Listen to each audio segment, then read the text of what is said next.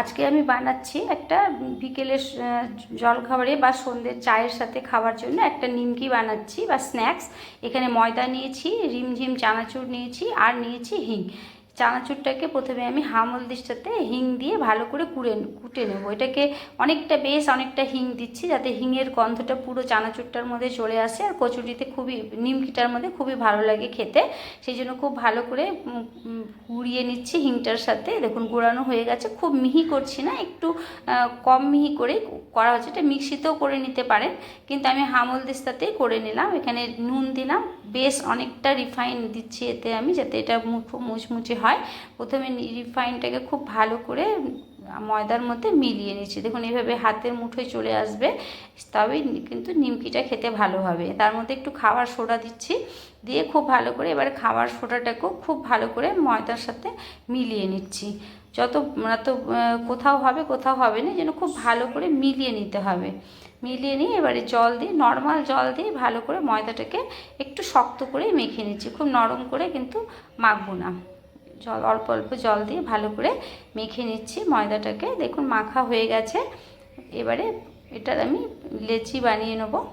একটা বেলে 2 রকম করে 3 রকম করে আমি এটা বানিয়ে দেখাচ্ছি। প্রথমে একটা লেচি বানিয়ে ভালো করে বেলে নিচ্ছি, বেলে তারপরে কেটে বানাবো। আবার একটা হাতেও গড়ে এমনি দেখাবো।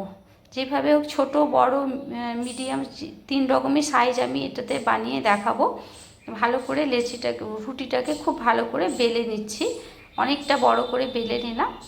এবারে একটা ছোট বাটির সাহায্যে আমি ছোট করে করে এতে কেটে নিচ্ছি। যেরকম ইচ্ছে নিমকি বানানো, খুব ছোট বাটি থাকলে সেটা দিয়েও কেটে নিতে পারেন। আমার একটা মিডিয়াম সাইজেরই বাটি, এটা দিয়ে কেটে নিলাম। কেটে ঠিক এতটা সাইজ। এতে আমি প্রথমে চানাচুরটাকে ভরে দেখাচ্ছি কিভাবে ভরবো আর কি দেব। ডিজাইন যে ইচ্ছে করতে পারেন, আমি একটু শঙ্খের মতন করে এটার মধ্যে ডিজাইন দিয়েছি। সেটা আপনাদের ইচ্ছে সিঙ্গারার মতন করেও কিন্তু দিতে পারেন, কিন্তু আমি এটা একটু শঙ্খের টাইপের করে দেখাচ্ছি। এভাবে করে মুড়ে নিচ্ছি। একটু চাইলে জলও দিয়ে মুখটা বন্ধ করতে পারেন, আমি করিনি, কিন্তু জল দিয়ে মুখ বন্ধ কীভাবে করো সেটাও আমি করে দেখিয়েছি। দেখুন এভাবে শঙ্খ টাইপের করে আমি দেখিয়েছি। সবগুলো ওইভাবে কিছুটা বানিয়েছি, কিছুটা দেখুন একটা আমি এইভাবে বেলেও দেখাচ্ছি। শুধু লুচির মতন করে বেলে এভাবে করে একটু বড় সাইজ করে চানাচুরটা ভরে দিলাম, দিয়ে তারপরে এবার মুখটা এইভাবে করে বন্ধ করে দিলাম। তারপরে জল লাগিয়ে দেখিয়ে দিচ্ছি, জল সাইড দিয়ে লাগিয়ে তারপরে ওটা শঙ্খের মতন করলে মুখটা খুলবে না। আমার এমনিতেও খোলে না, আমি জল না দিলেও আমার খোলে না। আমি এভাবেও বানাই। এটাতে একটু জল লাগিয়ে দেখিয়ে দিচ্ছি আপনারা কিভাবে করবেন। এই যে জল একটু লাগিয়ে দিলাম, মুখের মধ্যে লাগিয়ে দিয়ে এবারে মুড়ে দেখিয়ে দিলাম। এভাবে করে এটা একটু বড় করে করেছি। যেভাবে হোক বানাতে পারেন, আমি ছোট বড় সব রকমই সাইজ বানিয়ে দেখিয়ে দিলাম। এবার রিফাইন তেলে ভাজবো। রিফাইন তেলটা গরম হয়ে গেছে, একে একে সবগুলো আমি স্ন্যাক্সগুলো এর মধ্যে দিয়ে দিচ্ছি। এইভাবে করে বানাবেন, বানিয়ে রেখে দেবেন ডিব্বা ভরে। রাস্তায় আবার জার্নির জন্য এটা ভীষণ ভালো। সন্ধ্যের চায়ের সাথে খেতে পারেন, জলখাবারেও খেতে পারেন, টিফিনে নিয়ে যেতে পারেন, বাচ্চাদেরকে টিফিনে দিতে পারেন, খুব ভালো লাগবে। এমনি শুকনোই খাওয়া যাবে, এটা সস লাগবে না, এমনি খাওয়া যাবে।